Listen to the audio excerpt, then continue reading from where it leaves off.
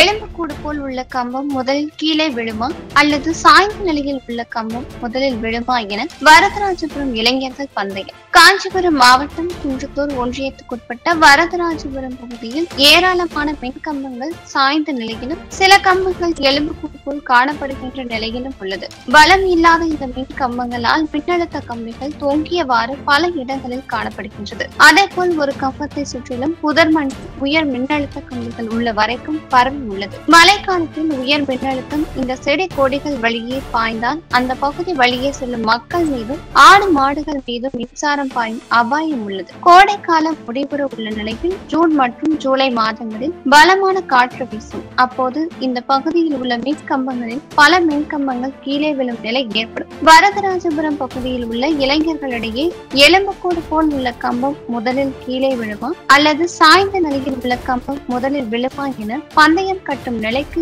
இளைஞர்கள் தள்ளப்பட்டுள்ளதாக கூறுகின்றனர். எருமை மாட்டின் மீது மழை பெய்தால் என்ன நிலையும் அதே நிலையில் தான் விடியா திமுக அரசு ஒட்டுமொத்த மின் வாரியம் செயலின்றி நடக்கின்றது என கிராமங்களில் உள்ள பெரியவர்கள் புலம்புகின்றனர். எனவே மழைக்காலம் தொடங்குவதற்கு முன்பே சாய்ந்த நிலையில் உள்ள மின் கம்பங்களையும் எலும்புக்கூடு போல் காணப்படும் மின் கம்பங்களையும் தொங்கியவாறு செல்கின்ற உயர் மின்னழுத்த கம்பிகளையும் போர்க்கால அடிப்படையில் சீர்படுத்த வேண்டும் என அப்பகுதி மக்கள் வேண்டுகோள் விடுத்துள்ளனர்.